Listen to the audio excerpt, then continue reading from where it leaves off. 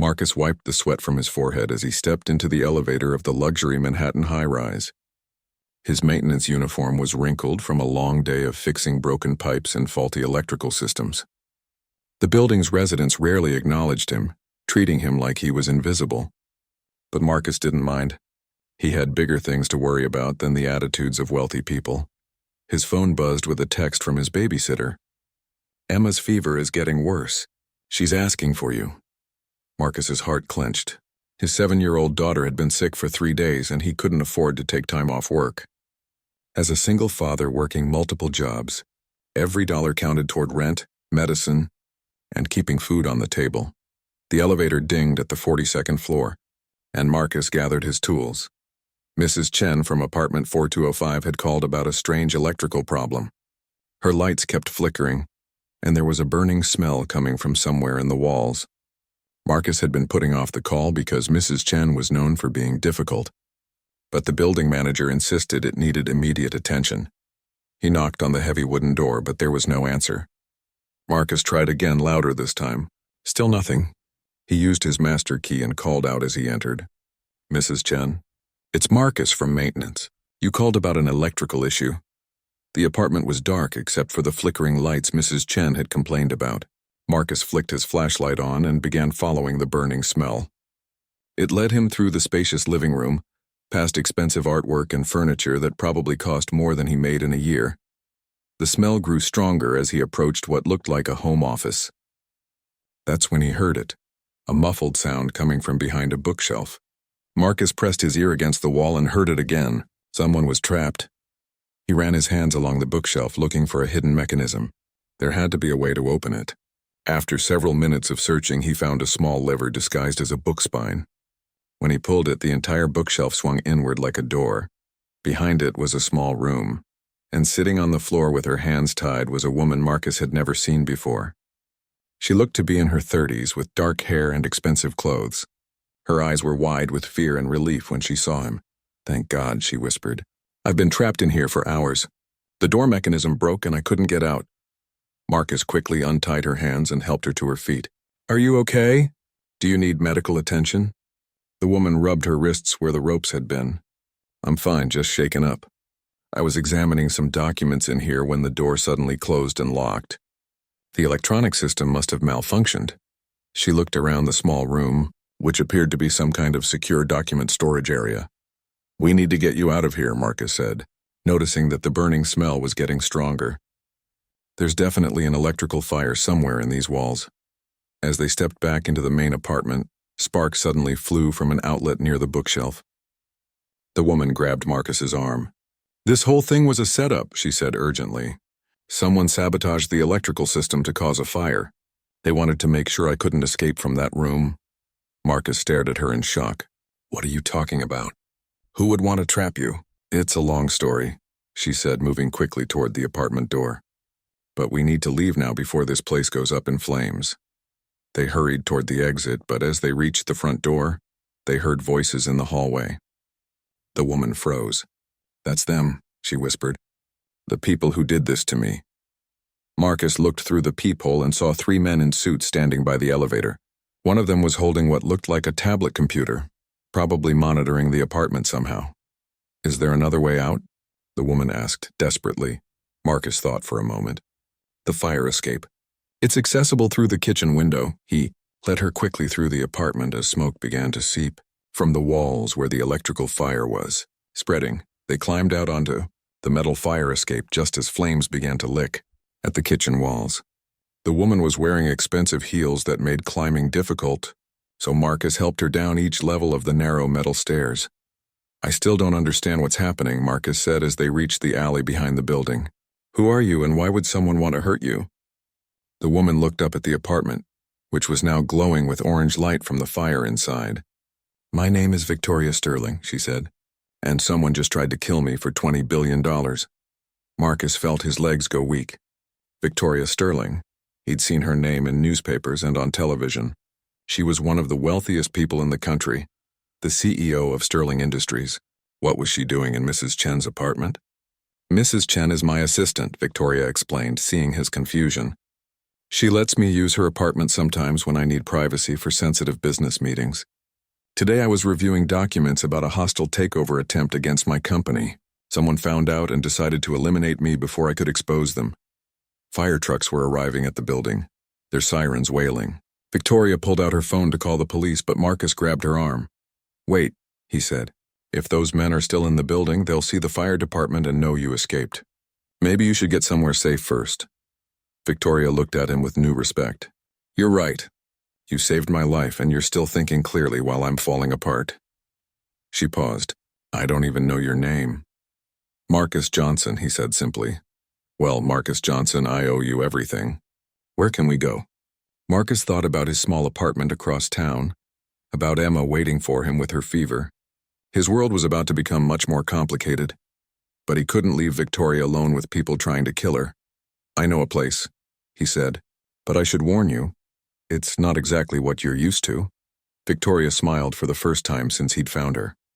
"After being trapped in a closet waiting to die, I think I can handle anything." As they walked away from the burning building, Marcus had no idea that this single act of kindness would change both their lives forever. Marcus led Victoria through the crowded subway system, constantly checking over his shoulder to make sure they weren't being followed. Victoria had never taken public transportation before, and she tried not to show how overwhelmed she felt by the noise and crowds. Her expensive clothes made her stand out, but Marcus gave her his maintenance jacket to wear over her blouse. "This is my stop," Marcus said as the train pulled into a station in Queens. They climbed the stairs to street level, emerging into a neighborhood that was worlds away from Manhattan's luxury high-rises. The buildings were older, some with peeling paint and broken windows. But there was life here. Children playing on stoops, elderly people sitting on benches, families walking together. Victoria looked around nervously. She'd never been in this part of the city before. "Are you sure it's safe here?" "Safer than anywhere those men would think to look for you," Marcus replied. He led her down a tree-lined street to a modest brick building. "I need to warn you about something before we go up. My daughter Emma is sick and she's only 7. She might be scared to see a stranger." As they climbed the 3 flights of stairs to Marcus's apartment, Victoria felt a mix of emotions she couldn't identify. Here was this man who had risked his life to save her, and now he was bringing her into his home, into his daughter's life, without knowing anything about her except that she was in trouble. Marcus unlocked the door to apartment 3B and called out softly, "Emma, Daddy's home?" A teenage girl appeared from what looked like the kitchen area. "She's sleeping finally," she said quietly. "Her fever broke about an hour ago." The girl looked curiously at Victoria, taking in her expensive clothes and perfectly styled hair. "Jessica, this is Victoria. She's going to stay with us for a little while. Victoria, this is Jessica, Emma's babysitter and my neighbor." Jessica looked skeptical but nodded politely. "I should get going. My mom's expecting me home for dinner." She gathered her school books and backpack. Emma ate some soup and crackers. "There's more in the pot if you're hungry." After Jessica left, Marcus showed Victoria around the small apartment. It was clean but clearly reflected the life of someone working hard to make ends meet. The furniture was secondhand but well-maintained. Children's drawings covered the refrigerator. Textbooks were stacked on a desk in the corner. Marcus was taking night classes in electrical engineering, trying to build a better future for himself and Emma. "You can sleep on the couch," Marcus said apologetically. "It's not much, but it's comfortable. I'll get you some blankets."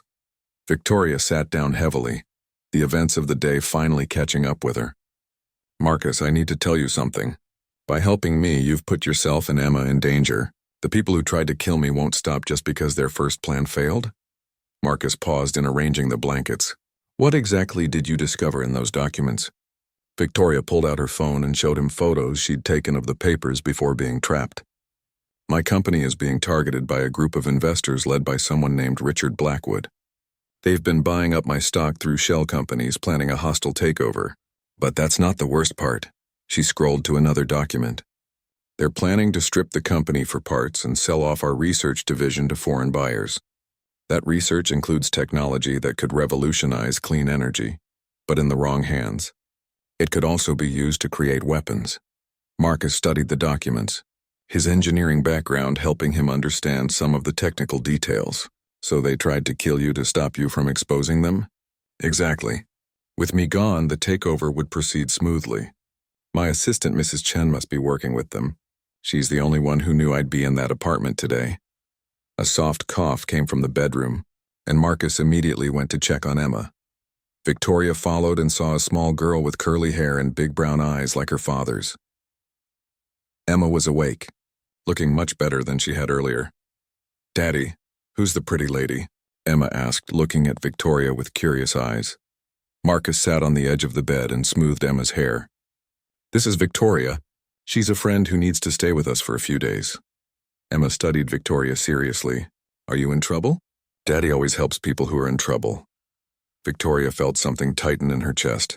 "Yes, sweetie. I'm in trouble and your daddy saved me." "Daddy's a hero," Emma said matter-of-factly. "He fixes things that are broken." Over the next few hours, as Emma felt better and joined them in the living room, Victoria began to see a different world than the one she knew. Marcus helped Emma with homework at the kitchen table while dinner cooked on the stove. They talked about Emma's day at school, her friends, her favorite books. It was simple and warm and real in a way Victoria's life had never been. When Emma went back to bed, Victoria and Marcus sat at the kitchen table, planning their next move over cups of coffee. "I need to contact the FBI," Victoria said, "but I can't trust my usual security team or even my lawyers. Some of them might be involved in this." Marcus nodded thoughtfully. "What about going public? If you expose what they're planning, they can't go through with it." "I thought about that, but I need more evidence. These documents prove the takeover attempt, but not the attempted murder or the foreign connections." Victoria looked at him with admiration. "You're smart. You think like an engineer, solving problems step by step." "It's how I approach everything," Marcus said. "Emma's mother left when she was 2. I had to figure out how to be a father, hold down jobs, and go to school all at the same time. You learn to break big problems into smaller ones you can actually handle." Victoria felt ashamed of her earlier thoughts about Marcus's neighborhood and apartment. This man had built a loving home for his daughter while working toward a better future, all on his own. Her wealth had given her many things, but it hadn't given her the kind of strength and wisdom she saw in Marcus. "I have an idea," she said suddenly. "What if we pretend the plan worked? What if everyone thinks I'm dead?"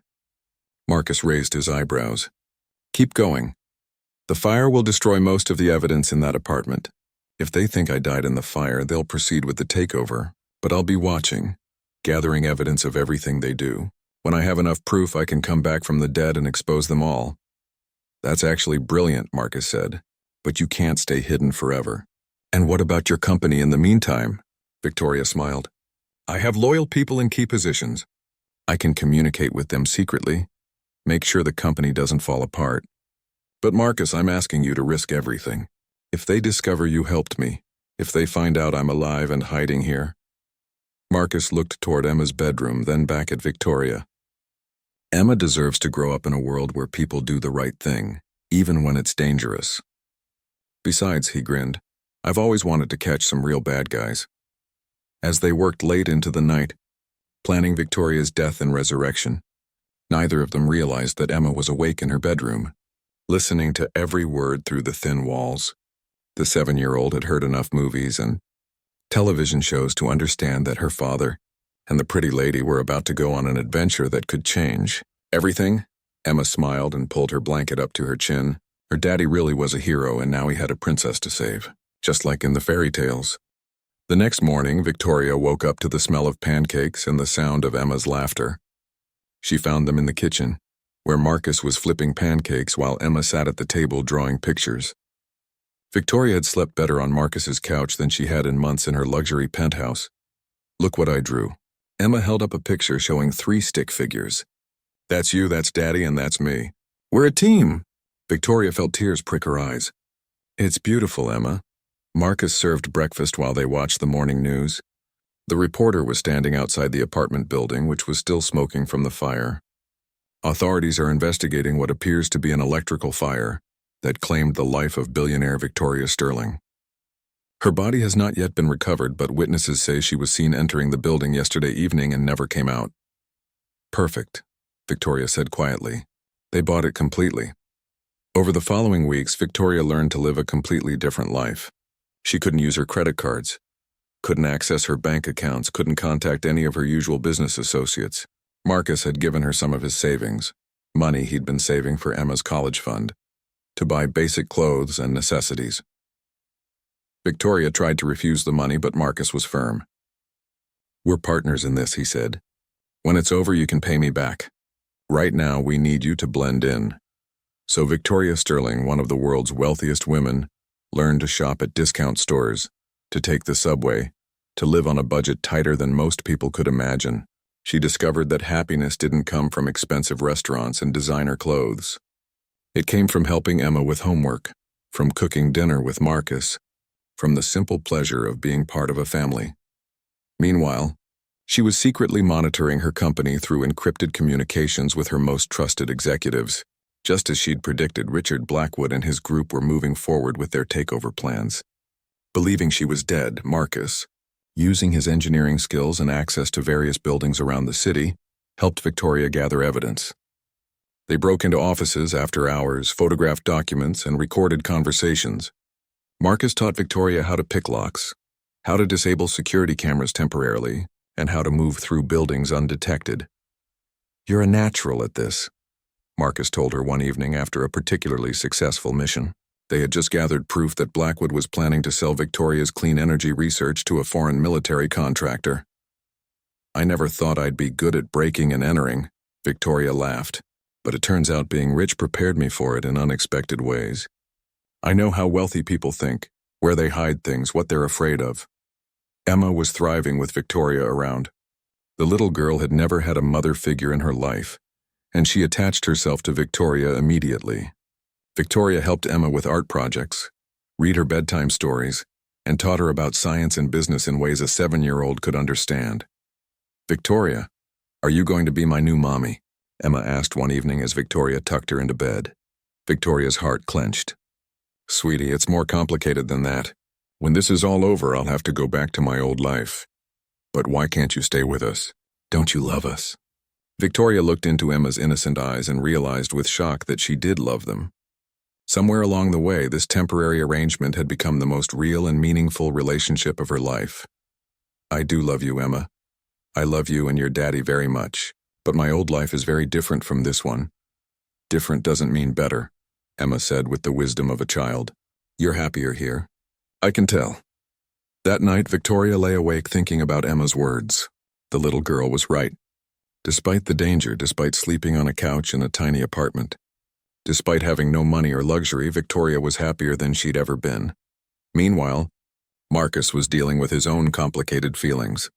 He'd been alone for 5 years, focused entirely on raising Emma and building a better future. He'd never expected to fall in love again, especially not with a billionaire who was technically dead and living in his apartment while they tried to catch corporate criminals. But Victoria had surprised him every day. She was brilliant and brave, but also kind and funny. She genuinely cared about Emma, not as a novelty or charity case, but as a person worth loving, and she treated Marcus as an equal partner, valuing his intelligence and skills without any of the condescension he usually faced from wealthy people. Their break came when they discovered that Blackwood was meeting with foreign buyers at a warehouse in Brooklyn. Marcus and Victoria spent days planning how to get inside and record the transaction. "This is it," Victoria said as they prepared for the mission. "Once we have proof of the foreign sale, I can come back from the dead and destroy them all." But as they were leaving the apartment that night, Emma woke up and came into the living room. "Where are you going?" she asked sleepily. Marcus knelt down to her level. "We have to go take care of some business, sweetheart. Jessica will be here in a few minutes to stay with you." Emma looked between them seriously. This is the dangerous part, isn't it? The part where the hero might not come home? Victoria felt her throat tighten. "Emma, we're going to be very careful. Promise me you'll both come back," Emma said, wrapping her arms around both of them. "Promise me we'll still be a family." Victoria and Marcus exchanged a look over Emma's head. Neither of them could promise that. They were about to walk into a situation that could get them killed, and even if they survived, Victoria's return to her old life would tear their makeshift family apart. "We promise we'll try," Marcus said finally. "And we promise that no matter what happens, we'll always love you." As they left the apartment, Victoria realized that she wasn't just fighting to save her company anymore. She was fighting to save the family she'd found, the life that had given her more joy in a few weeks than decades of wealth and power ever had. But first, they had to survive the night. And as they approached the warehouse where Richard Blackwood was preparing to sell $20 billion worth of stolen technology to foreign agents, Victoria Sterling prepared to come back from the dead.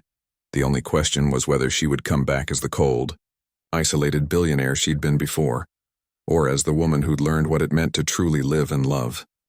The warehouse stood silent in the Brooklyn night, its windows dark except for a faint glow coming from somewhere deep inside. Marcus and Victoria crouched behind a row of shipping containers, watching the building through binoculars they'd borrowed from Marcus's friend who worked at the docks. 3 guards outside, that I can see, Marcus whispered. 2 by the main entrance, 1 walking the perimeter. Victoria checked the recording equipment they'd bought with the last of Marcus's savings. The audio range should pick up conversations from about 50 feet, but we need to get closer to get clear video. They'd spent the past week planning this operation. Marcus had used his building access to scout similar warehouses, learning the typical layout and security patterns. Victoria had analyzed Blackwood's habits and predicted how he would structure this secret meeting. "Remember the plan," Victoria said as they prepared to move. "If anything goes wrong, you run. Don't try to help me, just get back to Emma." Marcus shook his head. "We're partners. We go in together, we come out together." They moved silently through the shadows, using Marcus's knowledge of building layouts to find a service entrance. The lock was newer than the others, suggesting it was Blackwood's preferred entry point. Marcus made quick work of it with tools he'd brought from his maintenance kit. Inside the warehouse was a maze of stacked crates and shipping containers. They could hear voices coming from the center of the building, where a circle of light illuminated what looked like a temporary office setup. Victoria's heart pounded as she recognized Richard Blackwood's voice. He was showing documents to 3 men in expensive suits who were clearly not American. The conversation was in English, but Victoria could hear accents that sounded Eastern European. "The technology is worth 10 times what you're paying," Blackwood was saying. "But with Sterling dead, we need to move quickly before the government gets involved." Marcus positioned the camera while Victoria set up the audio recording. They were hidden behind a stack of crates about 30 feet from the meeting, close enough to capture everything but far enough away to hopefully avoid detection. The energy technology alone could revolutionize military applications, one of the foreign buyers said. "But we're more interested in the weapons research." Victoria's blood ran cold. She'd known her company's clean energy research could potentially be weaponized, but she'd never developed actual weapons. What were they talking about? "Sterling was developing defensive technologies," Blackwood explained. "Electromagnetic shields, advanced radar systems. She thought she was creating tools for peace, but we both know how these things really get used." Victoria felt sick. Her life's work, technology she'd developed to make the world safer and cleaner, was being sold to create more efficient ways to kill people. The meeting continued for another hour as they negotiated prices and delivery schedules. Marcus kept the camera steady while Victoria took detailed notes on everything they heard. They had enough evidence to destroy Blackwood and his associates 10 times over. But as they prepared to leave, disaster struck. Victoria's phone, which she'd forgotten to silence, buzzed with a text message. The sound echoed through the quiet warehouse like a gunshot. "What was that?" one of the buyers demanded. Blackwood gestured to his security team. "Search the building. Someone's here." Marcus grabbed Victoria's hand and they ran. But the warehouse was enormous and they were deep inside with only one known exit. Behind them, they could hear men shouting and footsteps echoing off the concrete floor. "This way," Marcus whispered, leading Victoria toward what he hoped was a loading dock. But as they rounded a corner, they found themselves face to face with 2 security guards. The men were armed and professionally trained. Marcus, who had never been in a real fight in his life, did the only thing he could think of. He grabbed a wrench from his tool belt and threw it at the overhead lights, plunging their section of the warehouse into darkness. In the confusion, Victoria grabbed Marcus and pulled him behind another row of containers. They could hear the guards calling for backup and footsteps were approaching from multiple directions. "There," Victoria pointed to a high window with moonlight streaming through it. "Can you get us up there?" Marcus looked at the stack of crates beneath the window. "Maybe, but it's going to be close." They climbed quickly and quietly, but just as they reached the window, a flashlight beam caught them. There. By the window. Marcus struggled with the window latch while Victoria tried to shield them from the lights below. Finally, the window opened and they tumbled out onto a fire escape just as gunshots rang out behind them.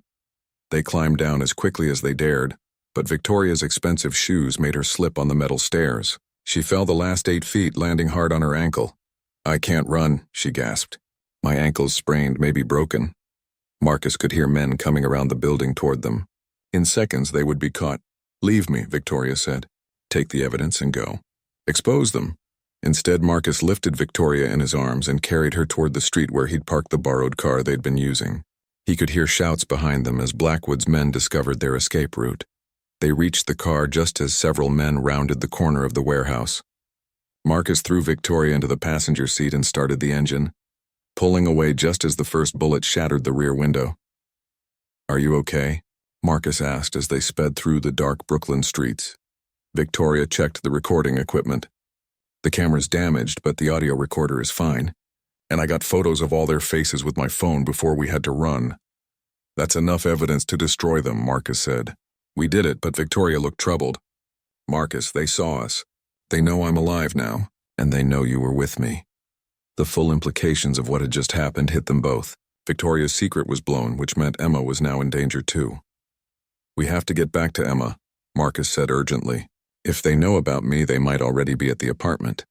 They drove through the night, both of them praying they weren't too late. Victoria's ankle throbbed with every bump in the road. But all she could think about was Emma sleeping peacefully in her bed, unaware that her father and the woman she'd come to love were racing through the dark to save her.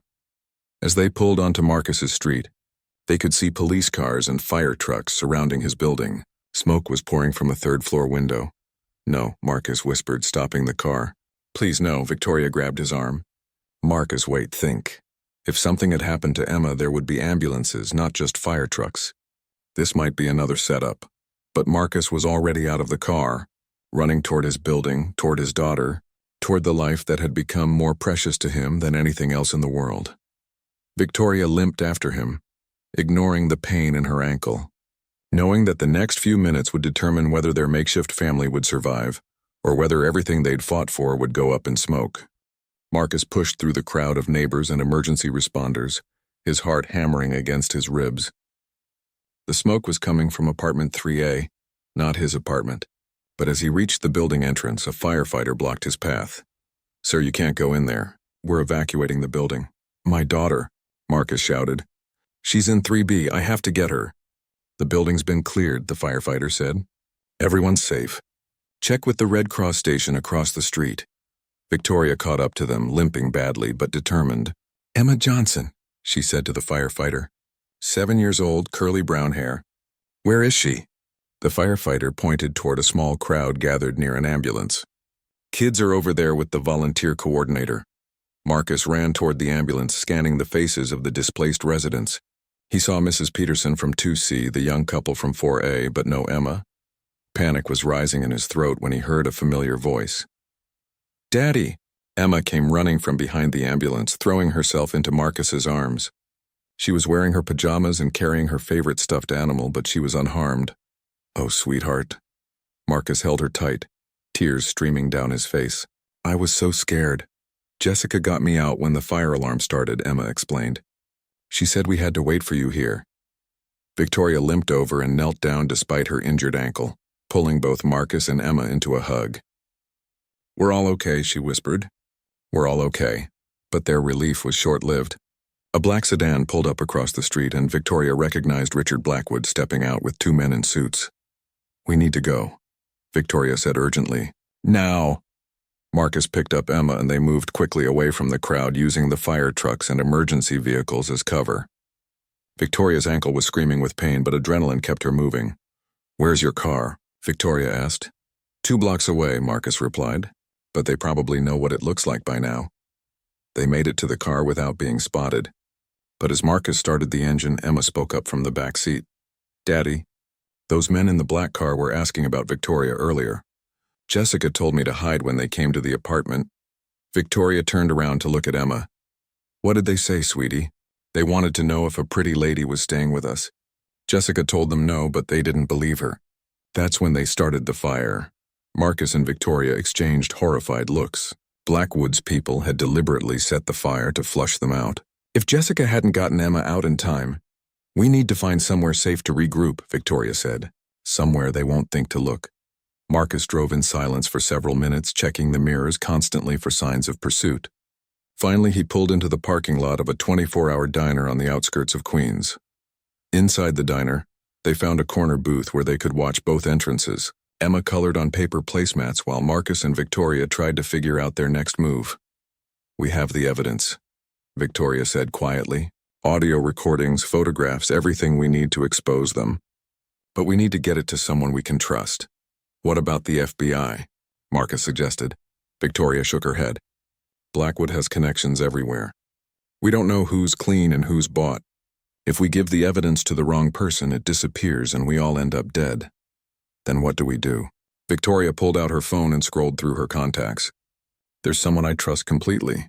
My college roommate, Sarah Chen. She's an investigative reporter for the Washington Post now. If anyone can expose this story properly, it's her." "Chen?" Marcus raised his eyebrows. "Any relation to Mrs. Chen from the apartment?" "No, different Chen. Sarah's been trying to interview me for years, but I always said no. She's going to be shocked when I call her from the dead."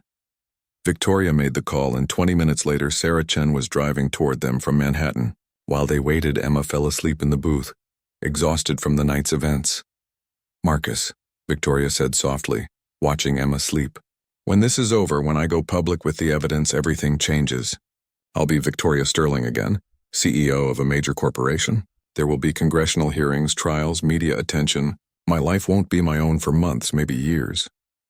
Marcus nodded, understanding what she wasn't saying. "And we'll go back to being just Marcus and Emma Johnson, maintenance worker and his daughter." "It doesn't have to be that way," Victoria said desperately. "I mean, legally I'm supposed to be dead. Maybe I could stay dead, stay with you and Emma. You can't walk away from your life, Victoria. Your company needs you. Those technologies you developed, they need to be in the right hands, not sold to weapons dealers. And Emma and I will be fine. We always have been." Victoria felt tears stinging her eyes. "But what if I don't want to go back? What if the past few weeks have been the happiest of my life?" Before Marcus could answer, Sarah Chen arrived. She was a petite Asian woman with sharp eyes and the quick, efficient manner of someone used to chasing stories under pressure. "Victoria Sterling," she said, sliding into the booth. "When I got your call, I thought someone was playing a cruel joke. The whole world thinks you're dead." "I almost was," Victoria replied, then quickly explained everything that had happened, from the trap in Mrs. Chen's apartment to their escape from the warehouse just hours earlier. Sarah listened intently, taking notes and asking sharp questions. When Victoria finished, Sarah sat back in amazement. "This is the story of the decade," she said. "But Victoria, you realize what going public means? Once this breaks, you can't go back to being anonymous. Every move you make will be scrutinized." Victoria glanced at Marcus, who was gently stroking Emma's hair as she slept. "I know, but people have a right to know what Blackwood was planning. And Marcus and Emma deserve to be safe." Sarah turned to Marcus. "You saved her life, didn't you? A maintenance worker who became a hero." Marcus shifted uncomfortably. "I just did what anyone would do." "No," Sarah said firmly. "Most people would have called the police and walked away. You put your own life and your daughter's life at risk to help a stranger." She looked between Victoria and Marcus, noting the way they looked at each other. "There's more to this story than corporate espionage, isn't there?" Victoria felt heat rise in her cheeks. "Sarah, please." Focus on the evidence, but Sarah was a reporter, trained to read between the lines. The billionaire and the single father, living together, fighting together, falling in love. This is going to be front-page news worldwide. "The evidence," Victoria insisted, handing over the recordings and photographs. "That's what matters." Sarah reviewed everything quickly, her reporter's instincts immediately grasping the significance. "This is solid. More than solid. Blackwood and his associates are going to prison for decades." She looked up at Victoria. "But I need to ask, are you prepared for what comes next? The media storm, the investigations, the attention?"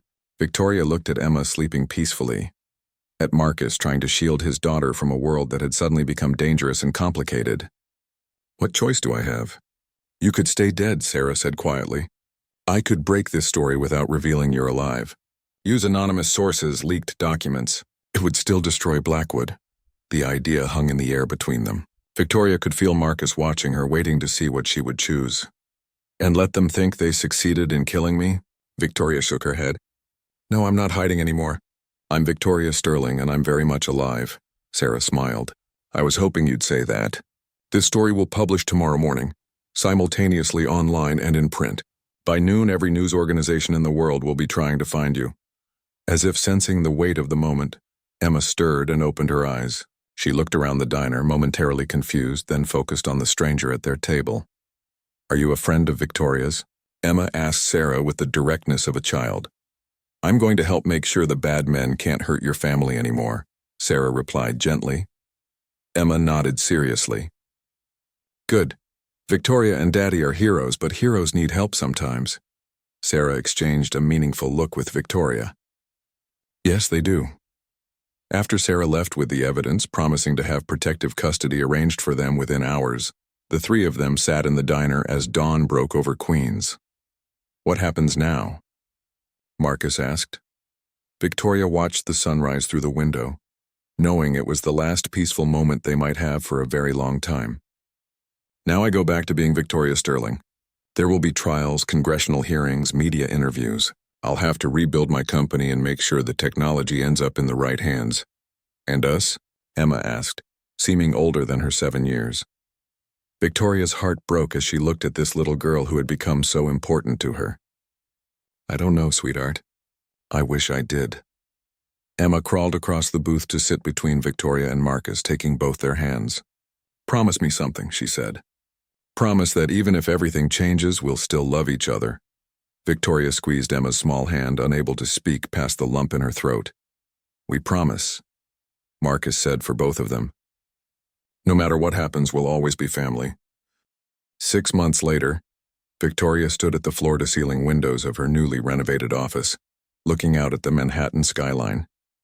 The city looked the same as it had before her death, but everything else had changed completely.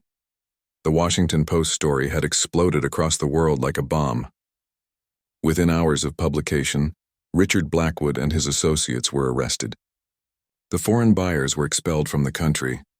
Victoria's resurrection became the most talked-about story of the year, but the media attention had been brutal. Every detail of her time with Marcus and Emma was dissected by reporters. Photos of Marcus carrying groceries, of Emma walking to school, of their modest apartment building appeared on front pages worldwide. The narrative was irresistible. The dead billionaire, the heroic maintenance worker, the innocent child. Victoria had tried to protect them from the attention, but it was impossible. Marcus had been offered book deals, movie rights, television interviews. He'd turned them all down, but the photographers and reporters never stopped coming. A soft knock on her office door interrupted her thoughts. Come in, she called. Her assistant entered, followed by a man Victoria hadn't seen in 3 months. Marcus looked different in the expensive suit someone had obviously bought him for this meeting. His hair was freshly cut, and he carried himself with a new confidence that success and recognition had given him. Ms. Sterling, her assistant said formally, Mr. Johnson is here for your 4 o'clock appointment. Victoria's heart ached at the formality. When they'd lived in his apartment, when they'd been partners fighting for their lives, there had been no Ms. Sterling and Mr. Johnson. There had just been Victoria and Marcus and Emma, a family forged by circumstance and strengthened by love. Thank you. Janet, please hold my calls. When they were alone, Victoria and Marcus stood looking at each other across the vast office. The space between them felt like an ocean. You look good, Victoria said finally. Successful? Marcus smiled, but it didn't reach his eyes. The consulting firm is doing well. Turns out being the hero who saved Victoria Sterling opens a lot of doors in the security industry. Victoria had insisted on setting Marcus up with his own company, using her connections to get him contracts with major corporations who needed security consultations.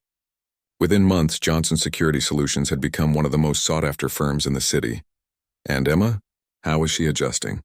She's good. Great, actually. The private school you arranged is perfect for her. She's making friends, excelling in her classes. Marcus paused. She asks about you every day. Victoria's throat tightened. I think about her every day, too.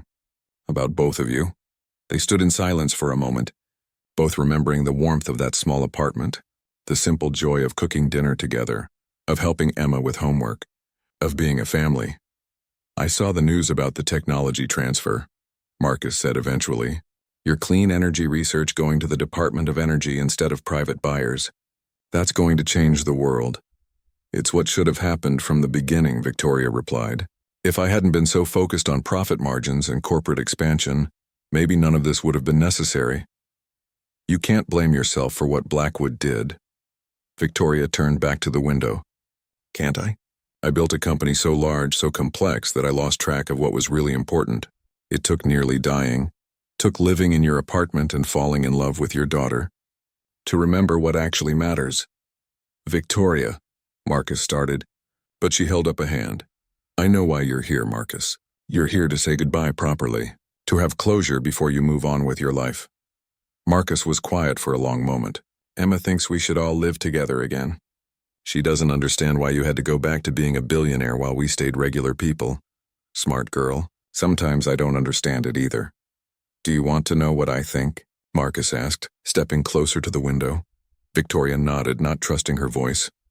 I think you're hiding again. Different kind of hiding than before, but hiding all the same. You've built these walls around yourself. This office, this building, this life. Just like you had before. The only difference is now you know what you're missing. Victoria felt tears threatening. It's not that simple, Marcus. I have responsibilities. Shareholders, employees, communities that depend on the jobs my company creates. I can't just walk away. I'm not asking you to walk away. I'm asking you to let us in. Victoria turned to face him fully. What are you saying? Marcus took a deep breath. Marry me, Victoria. Not because of what happened between us during those weeks, not because the media expects it, but because I love you. Because Emma loves you. Because we were happier as a family than any of us have ever been apart. Victoria stared at him in shock. Marcus, you don't understand what you're asking. My life, my world, it's not suitable for raising a child. The pressure, the attention, the constant scrutiny. Then change it. You're Victoria Sterling. You can do anything you want. Marcus moved closer. You revolutionized clean energy technology. You exposed one of the biggest corporate conspiracies in history. You came back from the dead. But you can't figure out how to have a family and run a company. Before Victoria could respond, her office door burst open. Emma ran in, still wearing her school uniform, her face bright with excitement. Victoria! Emma threw herself into Victoria's arms, and suddenly the expensive office filled with the warmth that had been missing for months. Emma, what are you doing here? Daddy said it was time to stop being silly and come get you. Emma pulled back to look seriously at Victoria. We miss you. I miss you. And Daddy's been sad even though he tries to hide it. Victoria looked over Emma's head at Marcus, who was watching them with love and hope in his eyes. Sweetheart, Victoria said to Emma, it's complicated. Daddy and I live in very different worlds now. So, Emma said with the perfect logic of a child. You lived in our world before. Now we can live in yours too. As long as we're together, it doesn't matter where we live. Victoria felt the walls she'd built around herself beginning to crumble. Emma, my life involves a lot of travel, late nights, important meetings. And my life involves homework and school plays and soccer practice, Emma replied. That doesn't mean we can't be a family. Victoria looked around her office, the expensive furniture, the corporate awards, the photographs of her shaking hands with world leaders. It was impressive and imposing and completely empty of everything that mattered. You know what? Victoria said suddenly. You're absolutely right. She walked to her desk and pressed the intercom button. Janet, please cancel all my meetings for the rest of the week. And call the architects. I want to discuss adding a family living space to the top floor of this building. Marcus stared at her in amazement. Victoria, what are you doing? I'm done hiding, Victoria said firmly. I'm done pretending that success means being alone. Emma's right. We can live in any world we want as long as we're together. She turned to Emma. How would you feel about having a bedroom on the 50th floor with a view of the entire city? Emma's eyes went wide. Really? Really? And your daddy can have an office here too for his security company. We'll work together, live together, be together. Marcus crossed the room and pulled both Victoria and Emma into his arms. Are you sure? This changes everything. Victoria looked out at the city below, then at the man and child who had saved her life in every way that mattered. Everything already changed, Marcus. The night you found me trapped in that room, you didn't just save my life, you gave me a life worth living. Emma squealed with delight. So we're going to be a real family? Forever? Forever, Victoria promised, sealing it with a kiss to Emma's forehead and then to Marcus's lips. 1 year later, Victoria Sterling Johnson stood in the same office, but it was transformed. Children's artwork hung next to corporate achievements. Family photos shared space with business awards. Through the connecting door, she could hear Emma practicing piano in their private living area, while Marcus reviewed security proposals at his own desk. Victoria had learned that being successful didn't mean being alone. It meant building something worth sharing with the people you love. And sometimes, if you're very lucky, those people save you right back.